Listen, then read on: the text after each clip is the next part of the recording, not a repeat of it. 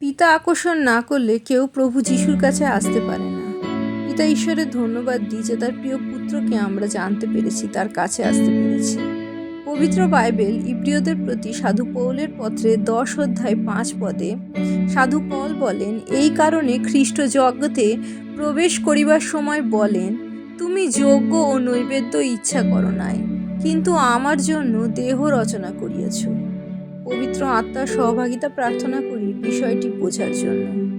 বাইবেলের আদি পুস্তকের প্রথম 2টি অধ্যায়ে আমরা দেখি পিতা ঈশ্বর কত সুন্দরভাবে এই পৃথিবীর সৃষ্টি করেছেন, এবং তারপর থেকে পুরাতন নিয়মের শেষ পর্যন্ত আমরা দেখি তিল তিল করে মানুষ এই পৃথিবীকে ধ্বংস করে চলেছে, এবং পিতা ঈশ্বর সেটিকে আবার যত্ন করে পুনর্গঠনের চেষ্টায় ব্যস্ত আছেন। মানুষ পাপে পতিত হচ্ছে, পিতা ঈশ্বর রেগে যাচ্ছেন, তাদের ফিরিয়ে আনছেন, তাদের ক্ষমা করছেন, আবার সুযোগ দিচ্ছেন, তারা আবার পিতা ঈশ্বরকে ছেড়ে পাপে নিমজ্জিত হচ্ছে। পিতা ঈশ্বর মানুষকে রাজা দিয়েছেন, যাজক দিয়েছিলেন, ভাববাদী দিয়েছিলেন, কত রকমভাবে মানুষকে পাপের হাত থেকে মুক্ত করার চেষ্টা করেছিলেন। কিন্তু পিতা ঈশ্বর জানতেন মানুষ নিজের ইচ্ছায়, নিজের চয়েসে পাপের ভেতর প্রবেশ করেছে বটে, সেখান থেকে বেরিয়ে আসার ক্ষমতা তার নেই। তাই তো এত রকম সুযোগ দেওয়া সত্ত্বেও তারা সেই পাপেই নিমজ্জিত হয়ে থাকলো।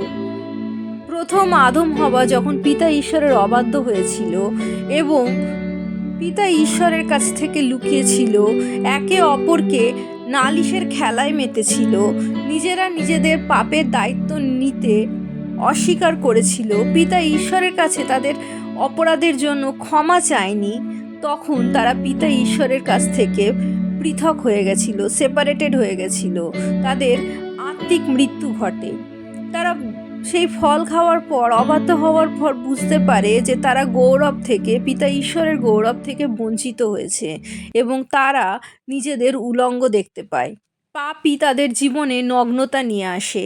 এই নগ্নতা আচ্ছাদন করতে, পাপ আচ্ছাদন করতে পিতা ঈশ্বর প্রথম এক পশু বলি দেন এবং তার চামড়া দিয়ে তাদের সেই নগ্নতা আচ্ছাদন করেন, ঢেকে দেন। সেই প্রথম রক্ত ঝরেছিল পাপ মোচনের জন্য। পাপ মোচন রক্তসেচন বিনা কখনোই সম্ভব নয়। মসির ব্যবস্থাতেও আমরা দেখি প্রতি বছর নিজেদের জানা অজানা পাপের জন্য ইসরায়েল জাতি পশু বলি দিত, নিষ্কলঙ্ক নিখুঁত পশু।